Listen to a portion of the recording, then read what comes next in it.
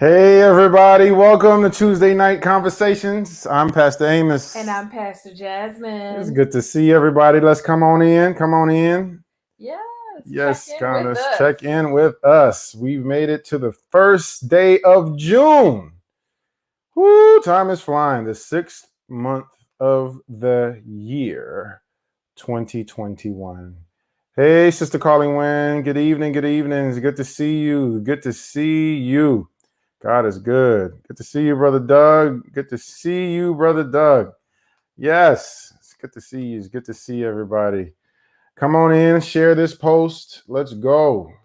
Yes, so as you already know, we are sitting here sharing on our Facebook and YouTube pages, and want you to do the same tonight. I know you may have never done it before. Hit that share button or text somebody the link to this broadcast, or even tag somebody in the comment section that needs to be with us tonight. As you know, we're going to close out Proverbs.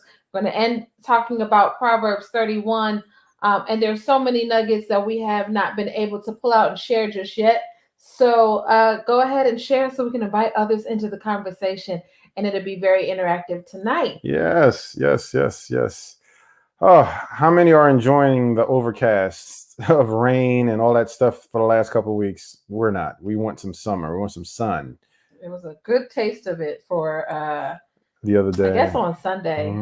The days are running together when there's a holiday. How many of you think that you needed a one more extra day this week before it turned into Tuesday? That's how I felt. My God. Yes, come on in. In. There's just a few of us in. Let's get in. And we're almost done sharing. Have you shared, Pastor Amos? Yes. All right. Almost done sharing. And I know I'm just taking so long typing up messages, but we're here now. All right. So excited to be with you again tonight, y'all. So good to see you. Let's just get started. And as people join, they know what to do. They're going to share. They're going to tag. They're going to like. I know, y'all living a retired life is must be amazing. But I'd be afraid that the days would continue to run together. But I'm sure you don't find that to be true. You earned all of the days of rest. Earned it. But yes. We got to spend some time with our family. I've seen some of your Facebook posts. Some of our church family members are on vacations and enjoying some sun and some water. Good evening, Sister Militia. So it's good to see you all with us tonight. And hope that you got the chance to enjoy your family as well. I'm kind of sad though. Season. I'm gonna be honest. I didn't get a chance to barbecue or grill. And y'all know that is his favorite pastime, but it was honestly too much going on. It was just too dreary. Yeah, real grillers can grill in the snow, but I need some sun, y'all. Come on now. I need a little bit of sunshine. I need some. So I got to be in the mood. I got play my little music and stuff like that. So I didn't feel motivated to grill on Memorial Day. Memorial Day is kind of like the official griller's day, but I didn't grill. You grill? See, I know because you're a real griller. That's why you like you grill for like you the real deal, Brother Doug. See, I wasn't motivated. Yeah, we had whole torrential downpours. Yeah, I didn't feel motivated. Typically, yes, once you're a griller, you know how to burn. You do it regardless, rain, sleet, or snow, and that's right. That's the cardinal rule. But I didn't follow the rule. I just didn't feel motivated, and so we just used the good old oven. Oh, you. I was waiting for you to say, but Pastor Jasmine. Okay, I can't take any credit. Pastor Jasmine did all the cooking yesterday, and our and our 7-year-old cooked deviled eggs. She made deviled eggs. She loves some deviled. Yeah, all Gracie learned how to make deviled eggs. That's one of her favorite foods. Yes, so we enjoyed, and I stuck to making sure that the family stayed on our fast and or nutritional adjustments in this season. So we had an interesting Memorial Day, to say the least. We definitely kept it healthy. So I pray that y'all didn't wild out too much if you're trying to do the same. So we wanted to talk about a couple things before we jump into Proverbs tonight. Now, for those of you who may or may not watch sports, this may go over you. But between the NBA and the French Open, it's been a little bit interesting in sports this week. And so we wanted to bring that up tonight before we jumped in as one of our icebreakers. Yeah, people have been wilding out. If you've been watching the NBA playoffs, now the NBA is in the postseason.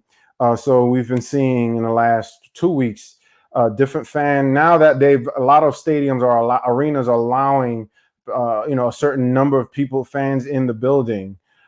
These people, I don't know, some people just don't know how to act. They just been locked up at their homes in the pandemic, and all of a sudden they get a little freedom to go to an arena to watch the game, and they just don't know how. They just lose all sense of decorum, and so people are spitting, throwing water bottles, throwing popcorn, running onto the court. That's just so unruly. I mean, come on, y'all. We got better saying. In the middle of the game. It's just people just doing all this. Like, I guess that's what happens when you've been sitting in your home and in quarantine and you can't do much, and then the first chance you get, you just lose your mind. Absolutely. I'm telling you. I saw a post that said we should have stayed closed. Yes, you should have stayed. Have any of you seen any of these incidents we're talking about? Whether it be the one with Russell Westbrook, I think kicked it off when he was leaving the court injured. Somebody poured popcorn on his head, and then the water bottle incident.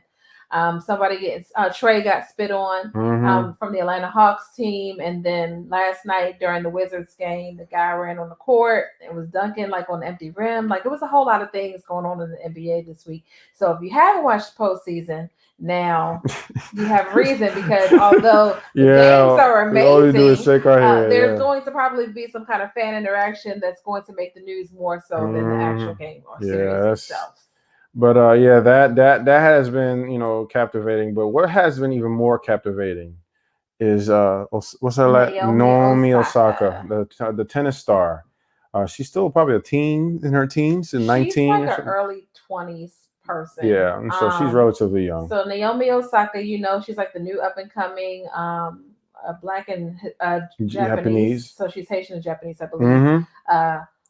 Tennis star. And French Open is happening, and she spoke in advance to the French tour committee to tell them that she would not be participating in any of the press conferences because, for one, now she's posted about it now, so now we kind of know her train of thought. But at the time, nobody understood, and they thought she was just kind of being a diva. And really, she was saying that she's not a natural public speaker. Like, you come up, you learn how to play the sport, but they don't teach you how to do press tours, and they don't make you can't automatically make somebody feel comfortable in front of the world. And she felt like none of her responses were going to be perfect enough, and the tournaments themselves was already stressful. And so she told them in advance that she was not going to participate in any of the press conferences for her mental health, her mental health, because she gets so much anxiety. And for those who suffer with anxiety, and it's really interesting and key because it's coming on the heels of Mental Health Awareness Month.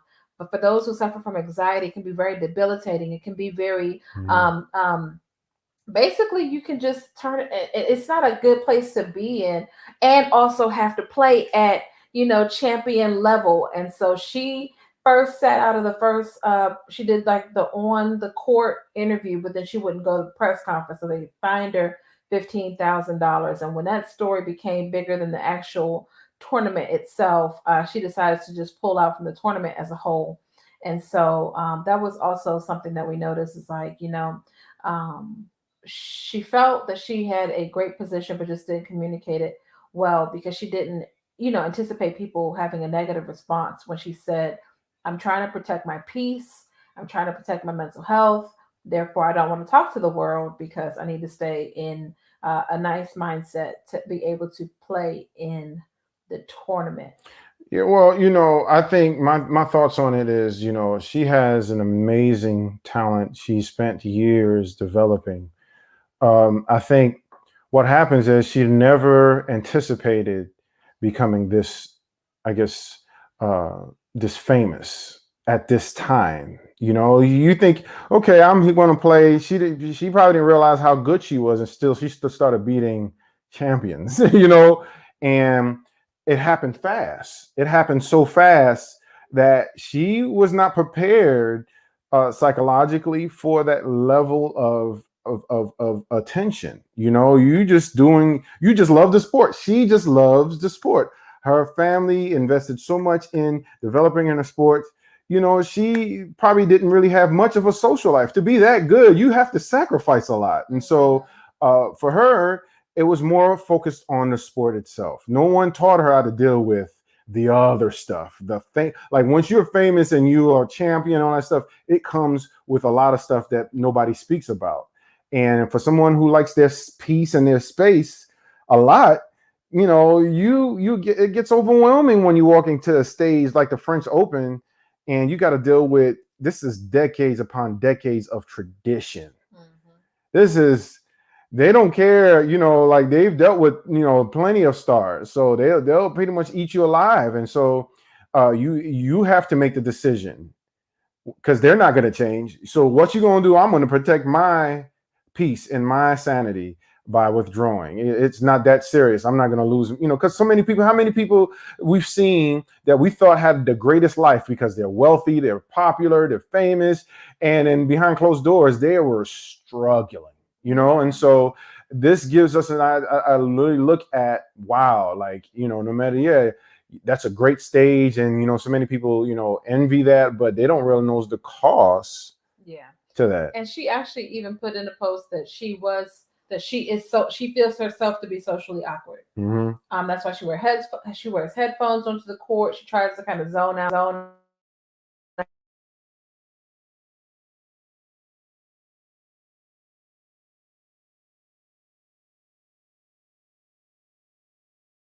Unmute real quick. Hello? Can you hear me? You hear us?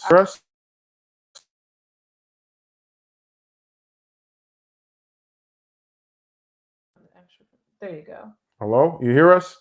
All right, y'all check in with us because it seems like, put a thumbs up or a heart if you can hear us. It keeps muting on the computer, so just kind of bear with us a little bit if it goes in and out. Lost all my train of thought. Basically, she posted about socially awkward. So it seems like this week has been the definite cry of athletes saying, "Look, we're human. Enjoy the game. Don't expect but so much because we are people just like you are." Well, it's interesting, back to the NBA side, because I think they correlate well.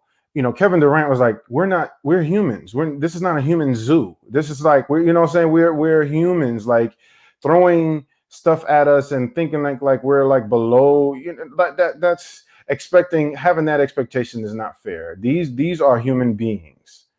They are great athletes. They're extremely gifted, but they're human. This young girl is human. And, I think everybody supports us. She has the right to make that decision for her mental health, versus going out there to entertain millions of people, and sacrificing her own mental health and having to go home and suffer in silence. I don't think that's fair. She's young. She has a lot of life left beyond tennis. So I agree. I support her. That's a message to even us, people who may not necessarily be tennis stars. But is it worth it, like to really endanger your mental health to place you in situations that can compromise that? No, like protect your peace. We have seen it so many times, whether like Pastor Amos said, whether it's in the NBA, whether we're talking about Naomi Osaka, whether we're talking about gospel artists, we've seen pastors too, or even in your everyday life, there are moments that we have to kind of pause and just kind of step away from some things in order to protect our peace. And so we're encouraging each of you, to do the same. Like everybody is not, you don't have to be.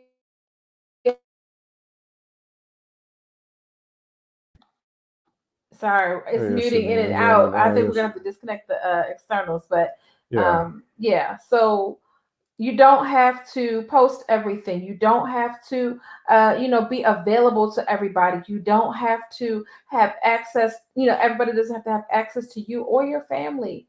And you can see a greater pushback. And so it also talks, it also really makes the point that, just because you're gifted and you have skills and abilities does not automatically mean that you're now this circus show. You're that what you're gifted with is separate from who you are as a person. That's true. And that people should engage with you on a human level first, more so than always coming to you because of what you can do. Yeah. Always coming to you because of what they can get from you, or abusing you because they feel like you are your position, Mm-hmm. in your field. If you're somebody's assistant, they're always coming to you from that assistant level, or whatever the case may be. Whoever you answer to, Mm. they have the right to speak to you any kind of way, Mm-mm. because you do this particular job, and they don't see you as a person. And so we've seen that time and time Mm-mm. again. Protect your peace. And that was I think that really ties into where we left off in Proverbs, is about, exercising the wisdom, and choosing what you say, Mm-hmm. and being careful with your words. That's what we talked about a lot last time. And so that's a great place to kind of pick up where we left off. So if you Yeah. have your Bibles tonight, y'all know where we're going. It's the book of Proverbs. We're closing it out. We're We prayerfully are. closing it out We tonight. are closing it out on tonight, even if we have to borrow a few minutes, but I think we'll make it through tonight. So we're going to just highlight a couple more verses in the book of Proverbs that the Lord has really shown for us. And if you want to highlight along, please go ahead and do so. And talk back with us in the comments. Y'all ready to go forward?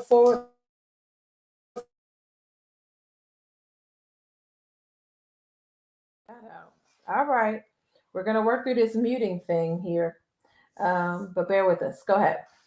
I know we were talking about, in Proverbs 18, chapter 18, the name of the Lord is a strong tower. And we talk about the power of death in life lies in the tongue. And we talk about a friend is closer, a true friend is closer than a brother. And so we're leaving from there and we're moving on. Even in chapter 19, it's better to be poor than honest, verse 1, what it says that. And I'm just going to just go around because we got a lot of grounds to cover. So I'm going to kind of speed through it. But we are in chapter 19 of Proverbs, and where we left off. And it simply says in verse 1, better to be poor and honest. That right there, and I'll say it, better to be poor and honest than to be dishonest and a fool. Stuff like that. And then verse 8 jumps down. It says, to acquire wisdom is to love yourself.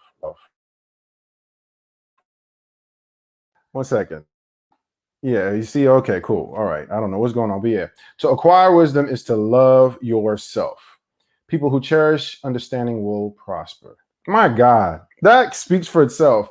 We were just talking about Naomi Osaka. Like, that's wise that she chose to protect her mental health instead of, basically putting herself out there. She's going to last a long time because she loves herself enough to protect her peace. That's wisdom. I'm telling you that means that she's gonna last a long time in this area, and she's gonna prosper well. So let's jump down to chapter 20. All right, pull up verse 4 for me, please. Chapter 20, verse 4. All right, so verse 4 says, those too lazy to plow in the right season will have no food at the harvest. And that stuck out to me because, as you know, we've been virtual for about a year and a half, and we've talked about maximizing this time, whether we're not coming together as a fellowship, it doesn't matter what season we are. We talked about the winds being retired, and we're kind of newer in our careers, and we're all at different seasons, but we have to still plow in the right season in order for us to harvest. We have to. There's a planting. There's a harvest season. So just know that, like. Okay. We're gonna stick with the StreamYard. Come on, we're gonna find this little thing here, this mute button, just keep going on by itself. But those who are too good Lord. All right. Those who are too lazy to plow in the right season will not have food at the harvest time. And so I'm encouraging you, don't let this plowing season pass you by. Don't let this right season pass you by, because in a minute we're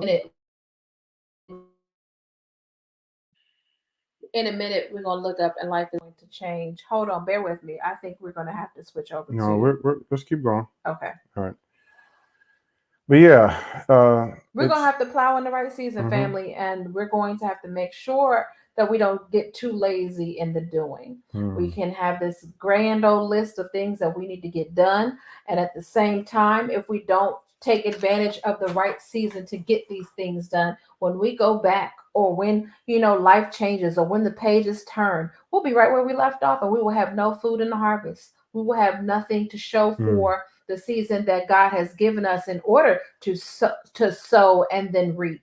We would have missed the mark. Hmm. And so don't get too lazy. Don't get weary in the well doing. Don't stop doing what we need to do, whether it be through prayer or through fasting, or whether it be through sowing, or whether it be through going, or whether it be through sharing the word, so that we can maximize this harvest season in due time. My God, my God. Jumping down to Proverbs 21, because we're going to skip so we can make sure we cover it all tonight. Proverbs 21, what do you have from there? I have verse actually 31. I can go verse 2. People may be right in their own eyes, but the Lord examines the heart. So many people think they're experts. They'll be like, I did all this studying. I did all this, that, and almost to the point there is a certain level of arrogance. And now, they can fool so many people. Many of us are fooled by people who think they're experts, or they may appear to have a good heart. But it's really God that examines the heart. We're not people that are able to necessarily. We're not we're not wise enough, or we're not God. And so as we can see the outward, is only God that can see what's happening in the heart. So yeah, people may be right in their own eyes. That's, we can agree to disagree. That's fine. But when people think that's they're the it and all, when they think that their word, y'all know people like that. well, how many people will sit there like my way is the highway? Or maybe people who are walking in a certain belief or certain political party or certain whatever can say that we have the truth. We have this and that. And it's like, we're looking at them like, well, that's your perspective. We can agree to disagree, but that's not the reality. And so, but we're not in a position to start labeling people and calling them by things. It's really left in the Lord's hands, and let the Lord handle and fight your battles. Let him examine their heart. And the next verse, in verse 3, said, the Lord is more pleased when you do what is right and just than when we offer him sacrifices. That the outward things are great, but what we do in the dark when no one is looking, the righteous stuff. Sometimes when somebody walk in the room and they're the loudest person and they're saying, hey, I'm happy, I'm great, I'm generous, I'm this and that. And then behind closed doors, they don't treat people right. They're stingy. All they do is for show. Like, God examines that. God sees that. And so he's more pleased when we do what is right and just than when we offer him sacrifices. Absolutely. In the culture in which this was written, y'all know it's an agricultural culture. Mm-hmm. And so you have to think about what would be valued in a culture that's farming, right? Mm-hmm. And mostly, tribal. And so the thing that would be valuable is having something to sacrifice before God. You're talking about the children of Israel in the earlier stages in the Old Testament. And so doing what is right costs you nothing. Mm-hmm. Having good character costs you nothing. Being Mm-hmm. humble costs you nothing. Mm-hmm. Making wise decisions costs you nothing. And that is more valuable than to have things to sacrifice. So even the poor can do something that is right than those who are rich and wealthy in a culture that, you can say, well, I can still rob it, but as long as I have a sacrifice on Sunday, no, you cannot. And that's what that verse is also saying. It's like, the Lord is more pleased with doing what is right and just than you being able to do something for show, like Pastor Amos said. Yeah. If you skip down to verse 31 for me, that'll kind of tie this all in together. And we can before you go to 31, it says in 23, before we get 31, watch your tongue and keep your mouth shut, and you will stay out of trouble. Yeah, I think we raised that one last week. I think how Proverbs always repeats. Yes. So that's just a reminder again. Watch your tongue and keep your mouth shut. That's what the Bible says. In the New Living Translations, Proverbs 21:23. Watch your tongue and keep your mouth shut, and you will stay out of trouble. That's not even something you say to your kids. You say that to many adults nowadays. Watch your tongue and keep your mouth shut, and you will stay out of trouble. That's why I made notes of. Now let's go down to 31. Right. Get the 31 past the Amos. Oh, I think we did this one too. But the battle is not yours, it's the Lord's. The horse is prepared against the day of battle. Safety is the Lord. The battle is not yours, it is the Lord's. Moving forward. Yes. 22 and 20. I want to actually jump down so that we can end on 30 and 31. So let me mention this, verse 1 through 4 in chapter 22. It talked about in an LLT, choose good reputation over great riches. Being held in high esteem is better than silver or gold. You know, so many people, we're living in an area, especially with social media, so many people are chasing riches.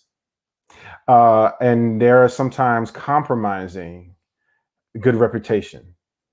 That's considered old school. Who cares? You have a good name. I want to have a big bank account. I want to be popular. I want to have all the friends and likes in social media. I want people to say my name and everything. But you know, when they say your name, it doesn't come with a good reputation. So you could be popular in so many circles, but you may not have a good reputation. But the Bible declares, Proverbs 22 verses 1, choose a good reputation over great riches. Being held in high esteem is better than silver or gold. We need to post that up in high schools, in schools, as kids are developing, so they understand how important it is to have a good reputation over great riches. Because I don't think that's the model for a lot of kids nowadays. They just want to be held, you know, they want to be popular. They want to be rich. They, you know, and so many of them, because of the TikTok ages, you know, they're getting popular overnight. And their reputation, their character, their esteem, none of that has caught up to the popularity. So the popularity is all this, but their character and all that stuff is still subpar. Yeah, we're living in the age of influencer. You're getting paid, and it doesn't matter what you put your name to. And Proverbs 22 and 1 is reminding us that, you know, you have to be wise about what you put your name on, what you influence others in your name, and that's higher than the money you may be paid to do it. But the flip side, on verse 4, true humility and fear of the Lord leads to riches, honor, and long life. It just shifts the order. So many people put riches as number one, chasing riches. But God has said, no. And in this, what the writer is saying is that seeking humility, which comes with a good reputation, and having fear, which means reverence of the Lord, it leads to riches, honor, and long life. Yeah. It's not saying true riches leads to humility and fear. No. Get the right order. The order, it says in verse 4, chapter 22, true humility and fear of the Lord leads to riches, honor, and long life. My God. That's all. I just wanted to lead that before we got into what Pastor Jasmine had to share. Absolutely. I'm with you on that. I what stuck out to me, and I always like to pick up the ones that repeat. Y'all know, one of my, stop at verse 20. No, go back up. 28. I thought I just saw it though. No, I must have wrote it down wrong. Let me go back up. One moment. So I like to pull out the ones. Here we go, verse 6. Yeah, that's what I wrote too. Okay. That stick out to me because they repeat. And one of my favorite memory verses is Proverbs 3 and 6, which is the same as Proverbs 22 and 6. That's funny. And it's exactly the same. And it's because you have to remember, you know, this is a verbal proverb. You're imagining a classroom, and Solomon is speaking to these students, or he's speaking to his students, and the men are passing this down to, or actually the women are passing this down to their sons, and their fathers are reinforcing it, and that's why you get the repetition. But then it's chronicled in the Bible for emphasis. And so if you missed it the first time, they're saying it again. Train up a child in the way he or she should go, and when he departs, when he gets old, he will not depart from it. And so I wanted to bring that up just so that as you have been reading Proverbs, did you notice that it does repeat? Did you notice that and it's almost sometimes the same verse in different chapters? And so I wanted to highlight verse 6 here. I want to add that because train up a child in the way he should go, and when he is old, he will not depart from it. That's the King James Version. I think having that motto, you wanted to scroll, but yeah, having that motto, it's tough for a lot of parents. I know we have a young child. I know many those who may be watching may have older children and have gone through those tough seasons of training them up. And I used to make fun of, I won't say make fun of, but I used to just kind of ridicule why my mom and dad was so worrisome sometimes.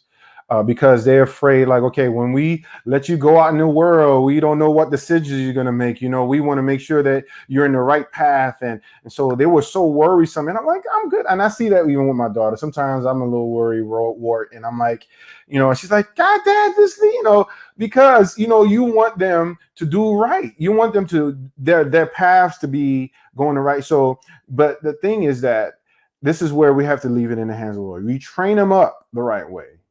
And just give them up to the Lord and let whatever you train. And I'm thankful that my parents did train me up, because a lot of what they taught me at the time, I took it for granted. But now that I'm older, a lot of it is all those seeds that they sown into my life. It didn't make sense when I was young because, it was under the ground. It was under the soil. But when life, the pressures of life, the showers, the storms, they are fertile. They become fertilizer to the seeds that your parents sown. And then you grow older, they sprout up. So they train you up. And now, and it says again, back in verse 6, it says, train them up and direct your children onto the right path. And when they are older, they will not leave it. And I am a product of it. Pastor Jasmine is a product of it. My daughter will be a product. And she will be a product of it. Yes. But sometimes we take too much control, and to the point that we lose control. So much, we try to direct their path so much that we don't try to leave room for God to have, what I'm saying? Because sometimes you have to kind of let it kind of let the seed go in the soil. It has to be dipped in some mess a little bit in order for it to grow. And so this is something that the creed we live by as parents. Like, we got to train them up right. And when they grow older, they will stick to the right path. And so thank God for that word. I thank God for that. Verse 19 kind of highlights why we as parents do this. It says, I am teaching you today, yes, you, so that you will trust in the Lord. It's the same thing that Pastor Amos was just talking about in the previous verse, about how proverb was saying, seek humility and fear the Lord. Well, you don't want to have this unhealthy fear, because the Old Testament really paints the picture of God as the punisher. The reason why they're always saying fear the Lord in Proverbs is not to have actual fear of harm for the Lord. It's really to create this trust. It's like, hey, if you do this, you should always keep the Lord in mind. Fear him, as far as there may be a consequence, or you might be off the wrong path and things of that nature. And so when, just as students, as our child learned a hard lesson this weekend, and she's learning how, what our rules are and things of that nature. And just as children of God is saying, I'm teaching you all of these things, everything that's recorded in this word is so that you will trust the Lord at the end of the day.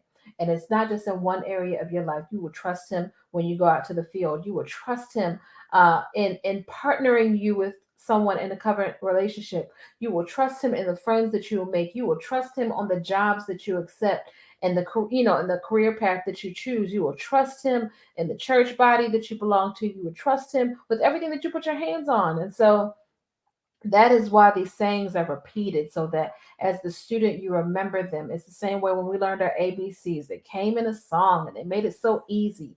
And it's the same thing with the Proverbs. Repetition always paints the picture for it to be remembered in your memory. And if you forget why you're doing it, verse 19 definitely highlights the reason why.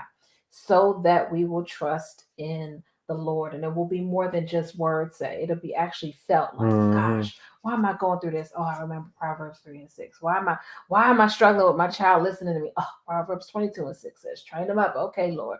So when they get old, they won't depart from it. Why? So I can trust in you that everything she is doing, is going to be worth it. And so we just wanted to lift that up. I want to skip a skip. Unless you have some other verses. I want to jump down to Proverbs 28.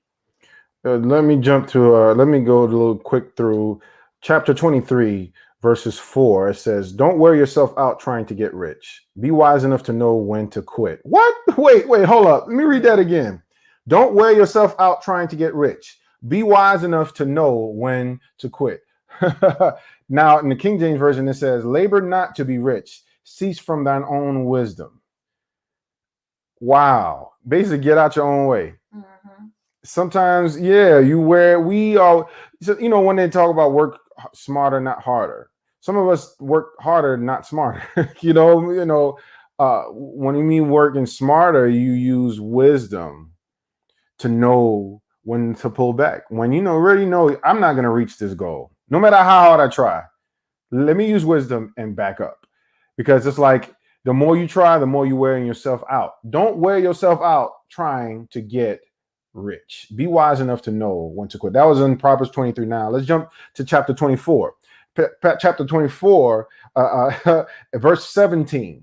Verse 17, it says, it said, "Don't rejoice when your enemies fall. Don't be happy when they stumble." That's a major lesson I learned. Yes, some people have done you wrong. Some people has done you wrong. They did you dirty. But this is what the verse says in Proverbs 24, verses 17. Don't rejoice when your enemies fall. Don't be happy when they stumble. That is as clear as day. That's wisdom. Yes, you would like to feel like, yeah, the guy, they got what they got. They got what was coming to them. At the end of the day, no. See, and it says in verse 18, "For the Lord will be displeased with you and will turn his anger away from them." So don't rejoice when your enemies fall or stuff like that. That's serious. That's wisdom. And so I've learned that. There's been seasons in my life when people have done me wrong, and then years later I turn around and see where they are. And most people, yeah, the human side of me be like, but at the end of the day, I was like, no, I pray for them. I pray for their families. I really pray for their well-being. Because at the end of the day, we're all God's children. We are all God's children. And so I've learned that personally in my life, not to rejoice when you see your enemies fall, to the point that I don't even consider enemies anymore. It's like, that we're all children of God. And so I always pray for the well-being of even people that have done me wrong. And I tell you, that's walking in the peace of God. That's walking in the wisdom of God. That's walking in the fear of the Lord. And so that was in Proverbs 24. And then on 25, it says in verse 12, I'm gonna go down to verse 12 and 25. To one who listens, valid criticism is like gold earrings or other gold jewelry. Mm-hmm.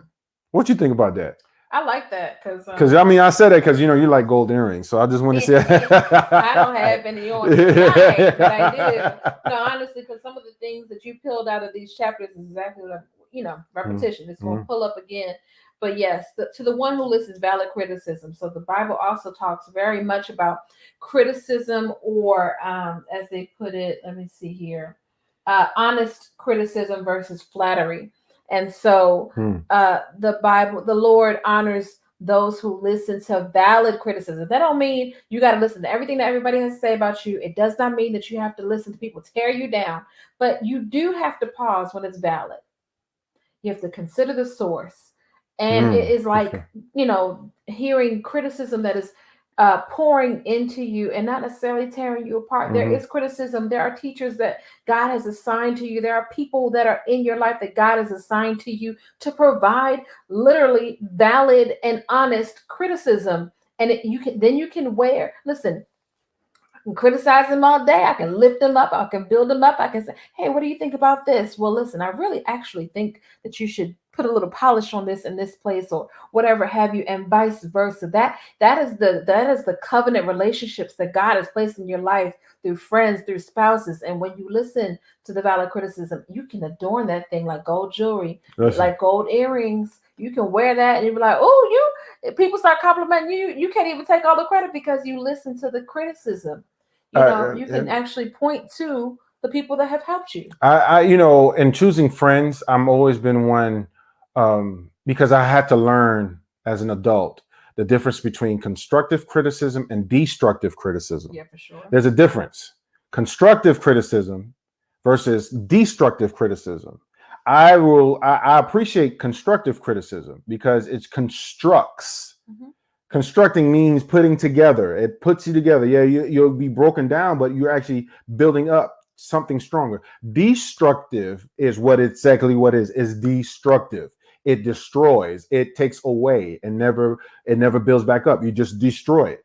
So you have to learn the difference between constructive and destructive criticism. And that's even with my friends, like people I consider close friends, are friends that will openly give me constructive criticism.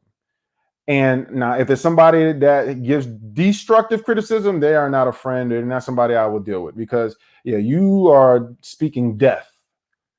You're speaking life. I need people who speak life. Now, speaking life not only come with all the sweet things and all the, hey, you look good, but it's also like, listen, you could have done better. You spoke to that person wrong.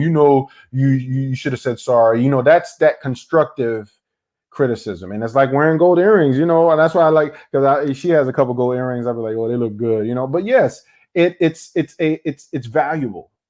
It's valuable. Constructive criticism is valuable, but be careful knowing the difference between constructive and destructive. Yeah. Stay away from destructive stuff that's going to destroy you. You need things that's going to build you. Constructive. All right, and so that's where I got out of that. We can stay there all night. So I know. Let's go ahead and jump to where you were. I got like 15 minutes to get 3 chapters in, but we're gonna work it out. All right, y'all with me? If you still with me, give me some hearts and likes here. Mm-hmm. All right, we're gonna pick up in Proverbs 28:6. It just talks about the priorities of wisdom. Better to be, and some of this is going to be repetitive from what we had just touched on. So better to be poor and honest than to be dishonest and rich. We talked about that, having character. Mm-hmm. Those are the priorities of wisdom.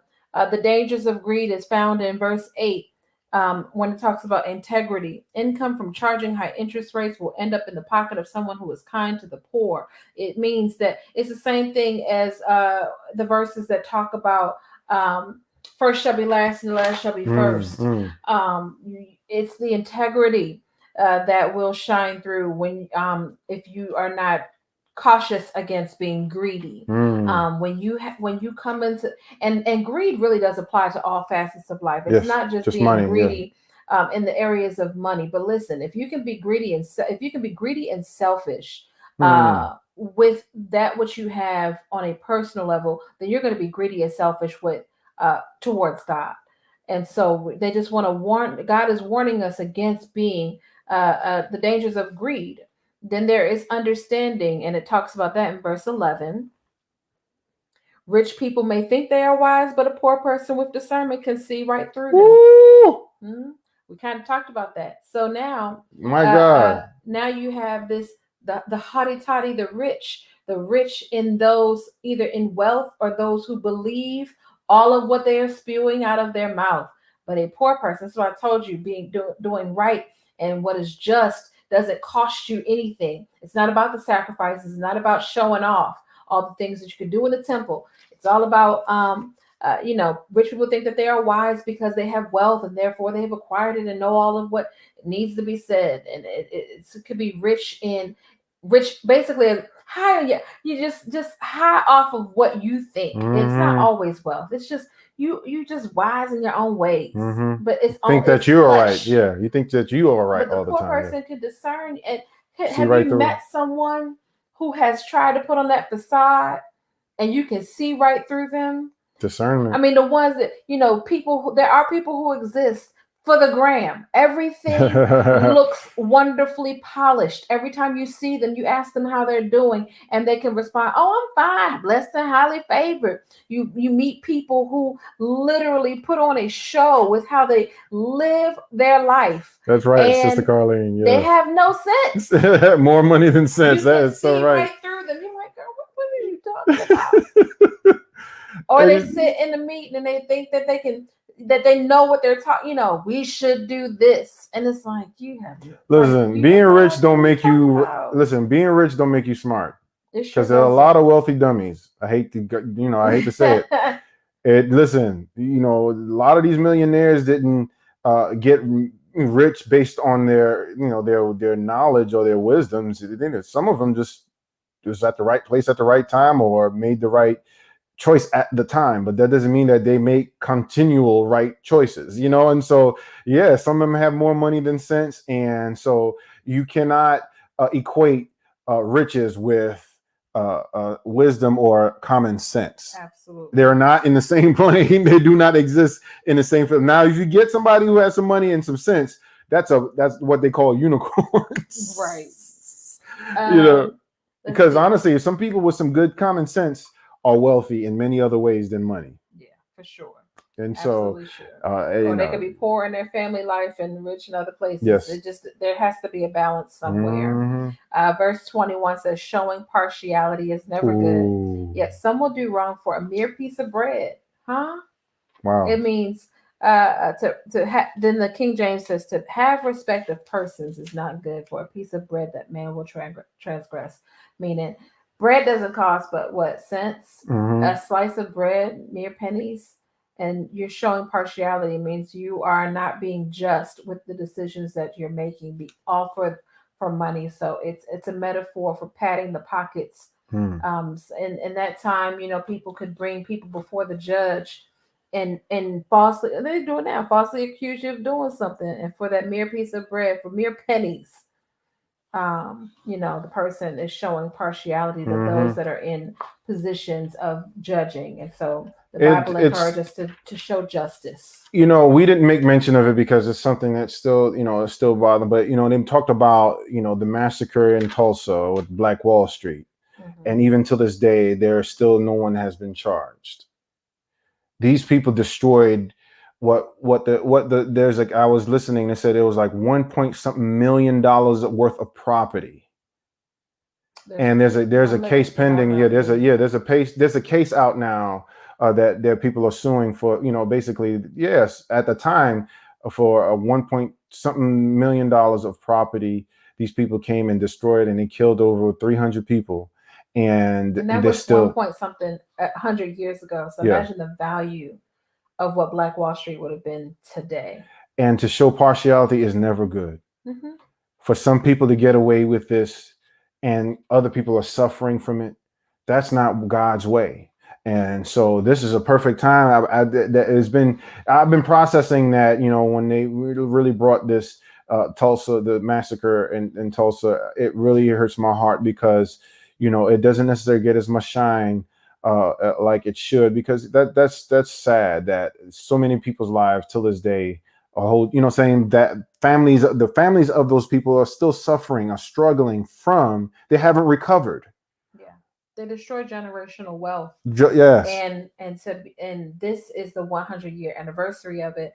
And then now, as the flashlight is being shown, as you all know, when you find one, it's almost like when there's smoke, there's fire. If you already know if it happening once, there's many that have happened that we have not uncovered yet. My God. That have been hidden, like the massacres in Philadelphia and several other places, and I'm sure that we have not uncovered. And so my prayer is that the work will begin, if it has not already, to show justice, and that the people that we elect to be in place are exercising godly wisdom in this area.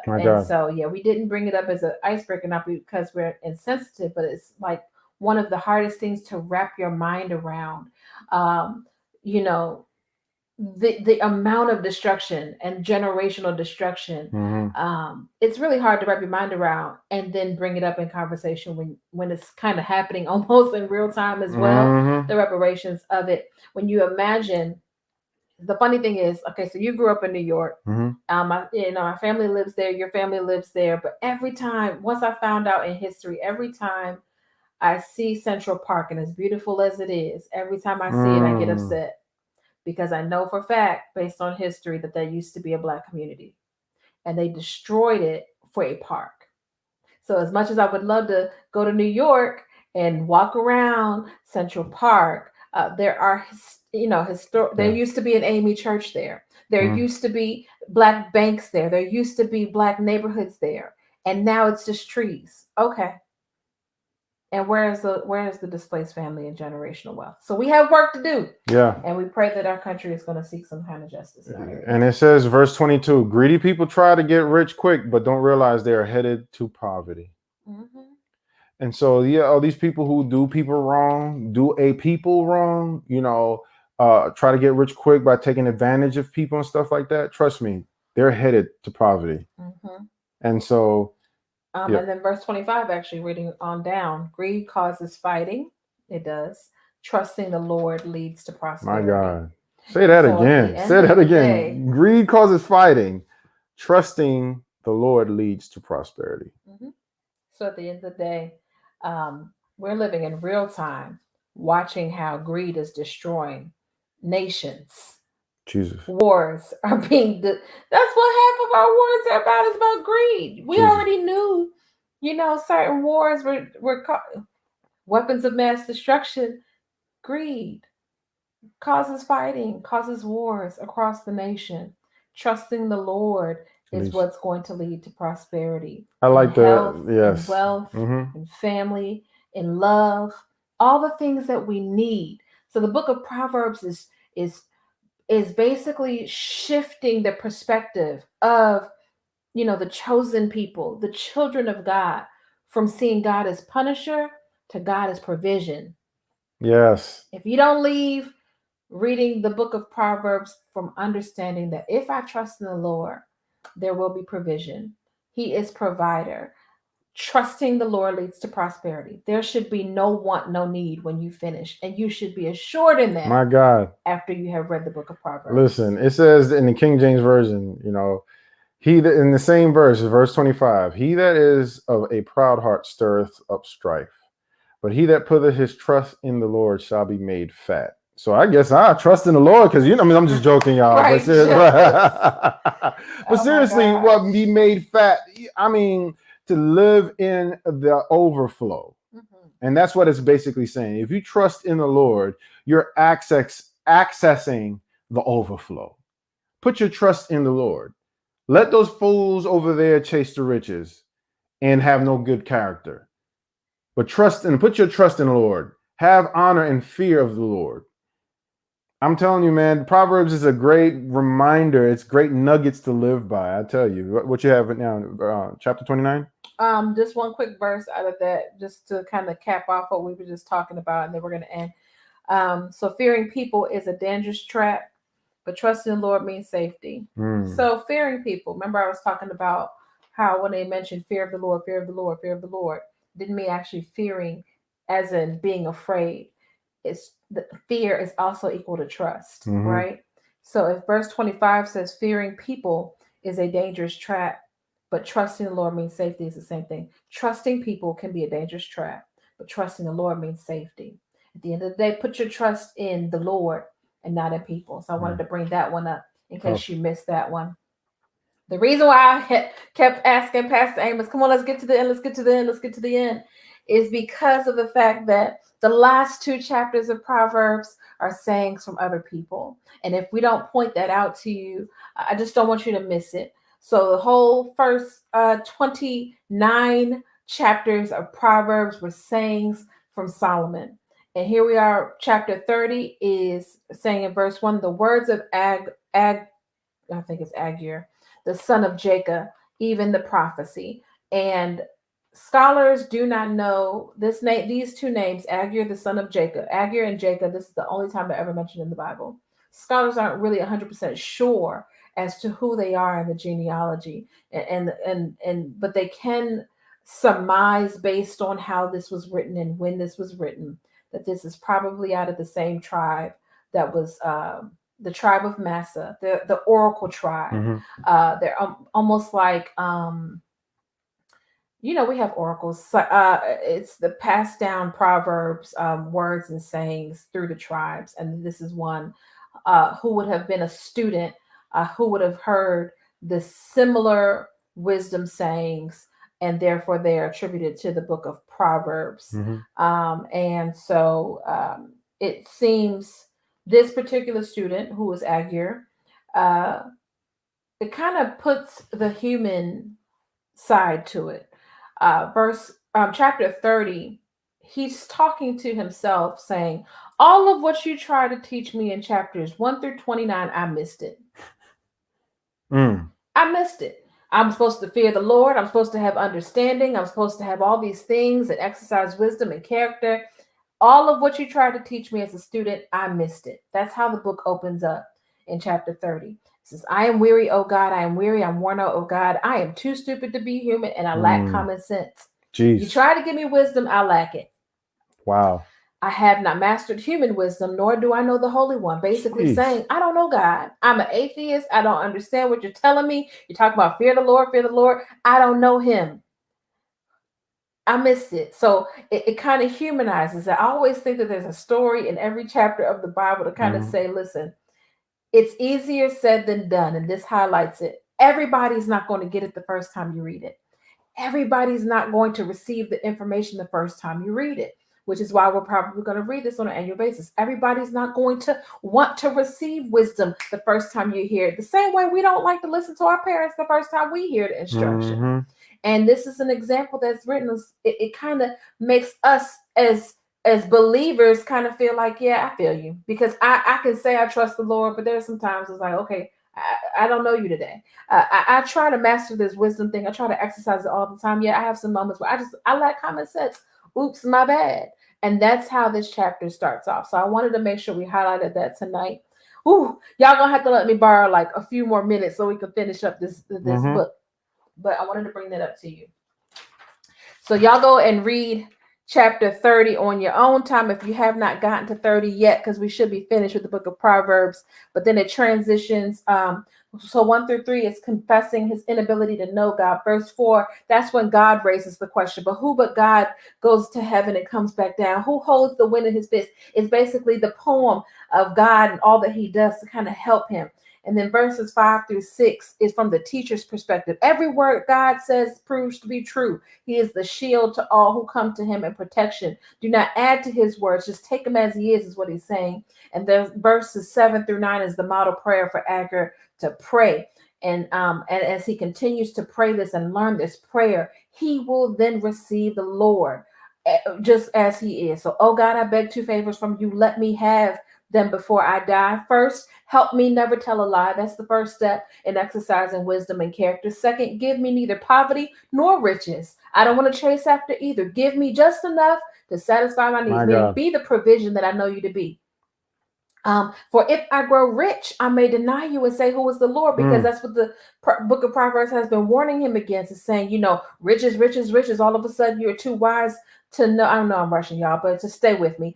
Too wise to know who God is. And if I'm too poor, I might steal and then all of a sudden exercise poor wisdom. And so if in fact that if you have been an Agur, I want you to read the first part of chapter 30, because you can resonate. This will resonate with you in those moments where you don't feel like you have it all together. Listen, so didn't the people in the Bible didn't either. You don't have to be perfect. The people in the Bible didn't either. They didn't feel like they knew it all the first time that they read it. And so that's why I wanted to bring that up tonight. Beautiful, beautiful. All right. And then the rest of chapter 30 is just numeric. It's him learning those lessons and him documenting that. So just read that. Proverbs 31. So Proverbs 31 is the sayings of King Lemuel. King Lemuel was either a king in an Arab king and also out of the Massa tribe. Okay, so still out of the same tribes. He was an oracle, just like King Solomon. I know he's like looking at him like, okay. I love the studying of behind the story, so that's always gonna be my perspective. So King Lemuel, Arab king, brown. We always say persons of color. Yes, Arabs, persons of color, dark chocolate. King Lemuel has said, these are the words and these are the maternal instructions. So imagine now you have gone to, they're training up their boys, and women are not always mentioned, except for in association with other men. So wife, mother, those kinds of things. Proverbs 31 really is the perspective of his mother. It says this contains this message which his mother taught him. Wow. So it shows us why we should honor our mothers. It shows us why the verses in the early part of Proverbs is important. Who's when it says train up a child in the way he should go, and when he depart, he will not, I'm sorry, when he grows old, he will not depart from it. Mm-hmm. The training up of the child is not just from the father, it is from the mother. All right. And Proverbs 31 affirms that we don't have to make that up. Mothers are important in this culture, and this is the chapter that tells us this. And so maternal instructions come forth, verses 1 through 9. They're supposed to be direct quotes from his mom. First two things she warns him against: promiscuity and wine. Watch out for women and watch out for wine, because they will both lead to poverty. It's pretty much, what she says there. And then she says, once you watch out for those, the bad women and the bad wine, find you a wife that has virtue. I preached about that Sunday, y'all. Who can find a virtuous and capable wife? And so the next words are poetic, and I'm going to borrow just a few minutes, y'all. Verses 10, all the way down to 20 to 31, I think. It tells you of the woman's worth, reliability, and virtue. It tributes her character, wisdom.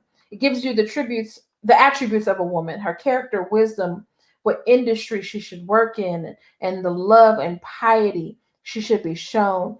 There's description of specific tasks that demonstrates why she is trustworthy and why she is praiseworthy. If ever you have a question as to why women are important, even though in the Bible there are, very patriarchal themes where we're not mentioned unless, by some miracle we were used.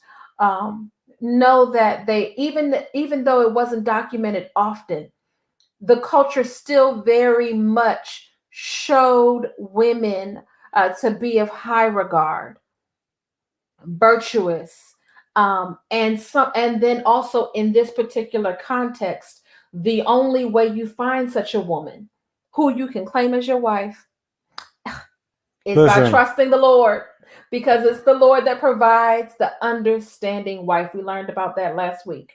Right?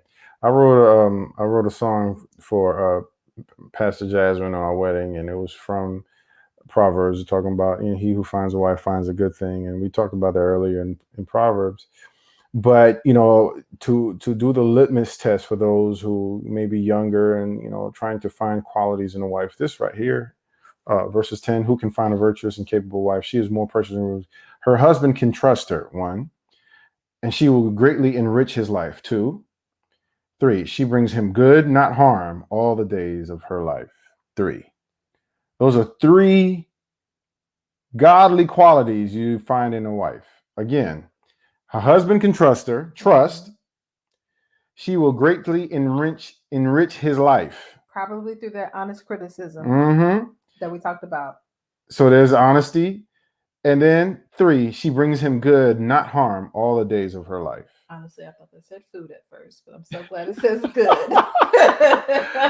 Listen, y'all, it's real. Like I would say, when I was very honest on Sunday when I said, Pastor Jasmine is my virtuous woman. She's she fits all those qualities.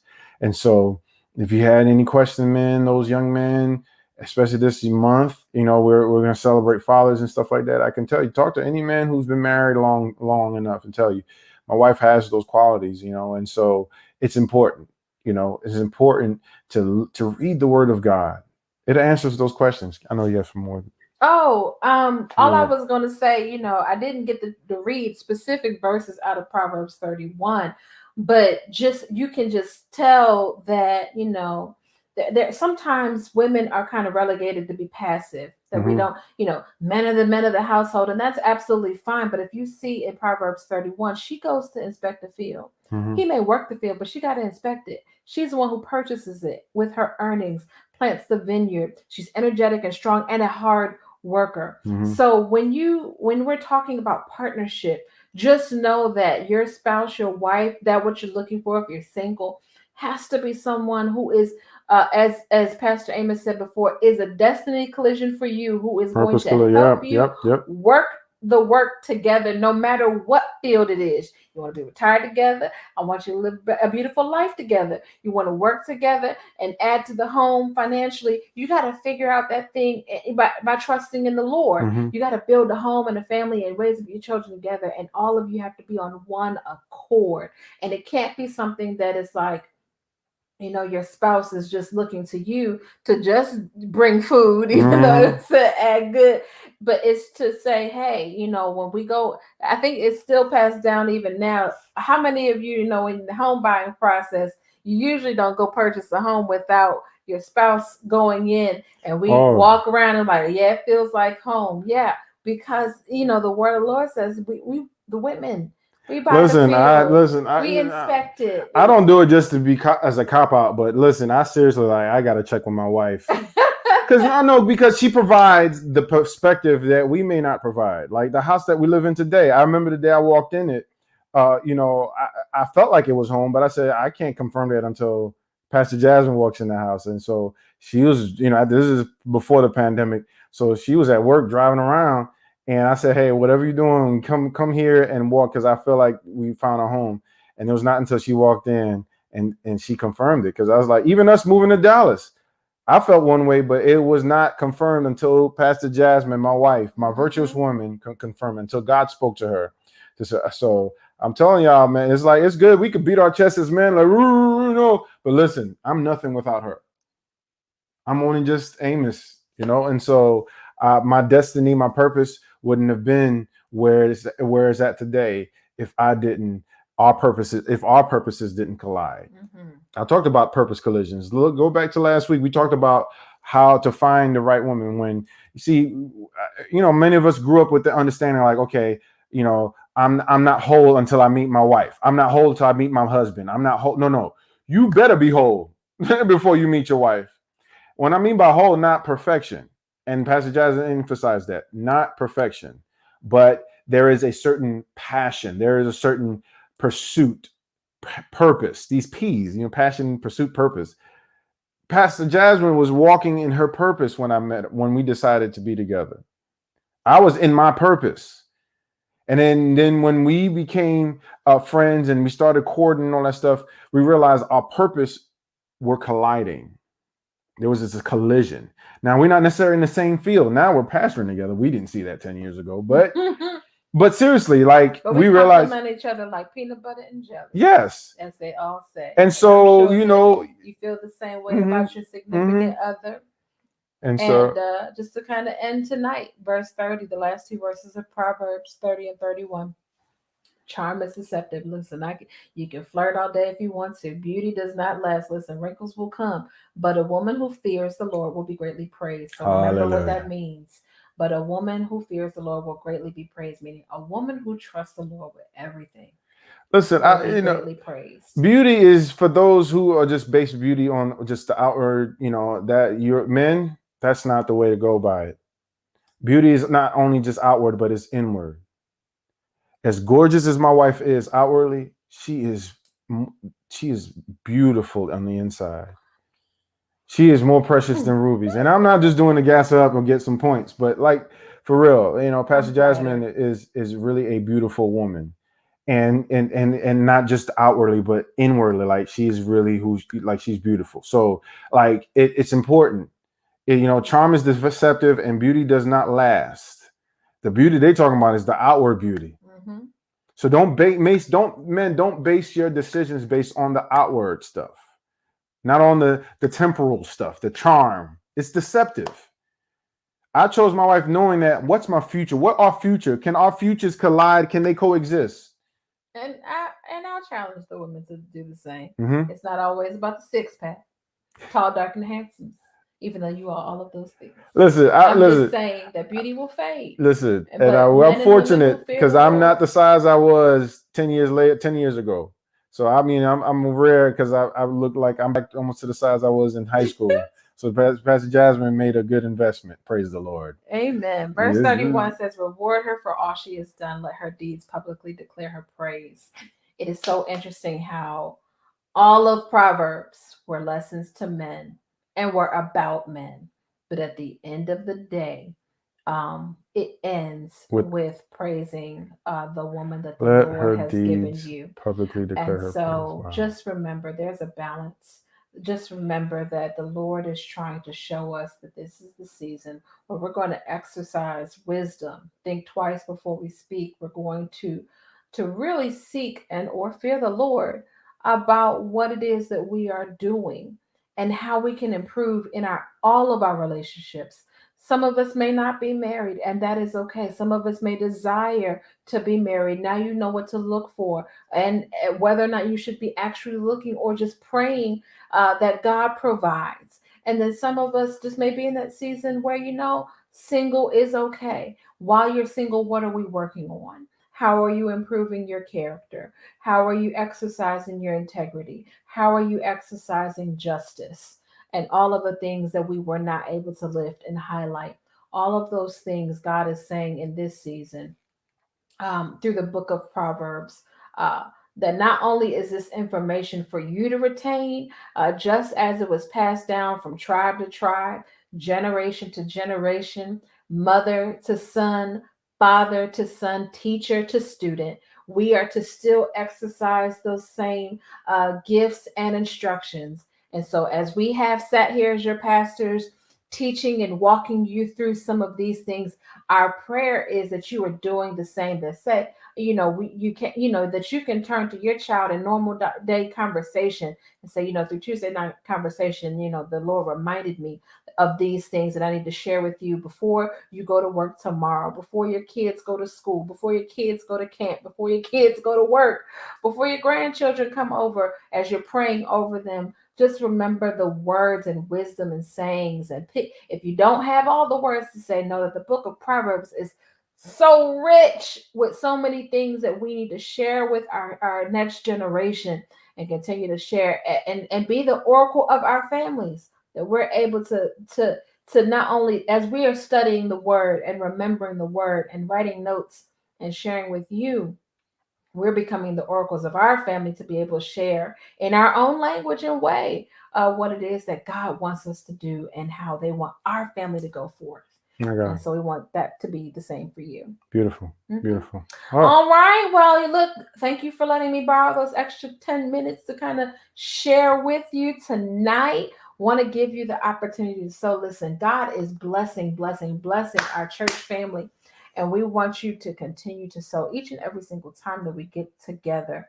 So you can sow tonight through Givelify, as you already know how, or through our Cash App handle, which is provided above. Church family, you know that we are going to enter into the season where we're going to come back together in the building. And so, as we prepare for that, we have our fundraiser that is going to kick off our Family and Friends Day. And so that we can all get on one accord and fully understand what it is that we are supposed to do. I think next Tuesday we're going to come together, and instead of, well, in addition to, we may not be on this particular platform, but I think we're going to pull onto Zoom so that we can do some one-on-one interaction with you, yeah. as we're going to have a church conference in order to kind of walk through how to set up our fundraiser so that everybody Yes, can yes, participate, yes. everybody can understand the reason and why, and get passionate behind it, because we cannot do this by Nope. ourselves. Yep. And so we want to be able to walk back into our sanctuary, seeing what the Lord has done in the season that we're a part, and we just need a little bit of extra help. And so we're Mm-hmm. going to enter into our fundraising season, and it will conclude on our Family and Friends Day in the month of August. So we want to prepare for that beginning next week, as our fundraiser is going to kick off the following week after that. And we want to be able to be available to answer any questions and clarify anything. So for those of you who know persons who may not be digitally savvy and they attend our church, we're going to reach out to them over the course of the week and provide them the phone number that they can call in and see how we can assist or exercise the fundraiser on their behalf. And we pray that we're able to share all of that information and clarify anything Yes, and that you may have questions about. yeah, and we're actually getting ready to we're getting ready to convert into a new church management system, so CMS. So we got a lot of transitions happening in the summertime. So next week, next Tuesday, Mhm. we're going to be on Zoom. We're not going to be on Facebook and YouTube. So We're try just, not to add another meeting to the week. We're going to yeah. adjust. Yeah, so we're going to have a church conference. We're going to have time for with the family to see each other's faces as we discuss our plan throughout the summer as we are looking to rebuild and remodel and prepare for our return to in-person worship, Our homecoming in the fall. So we have some good news, and we have some things that we are working in, and God has been making some ways for us. So we thank you for your diligence, your prayers, your faithfulness in the giving. Continue to just be faithful. God is going to continue to do some amazing things. I'm so excited for St. Luke Garland, y'all. So seeing y'all every Tuesday, y'all pop up is such an encouragement. Please know that we appreciate it. Please, Absolutely. every time you put a comment and we post it brings joy to our heart.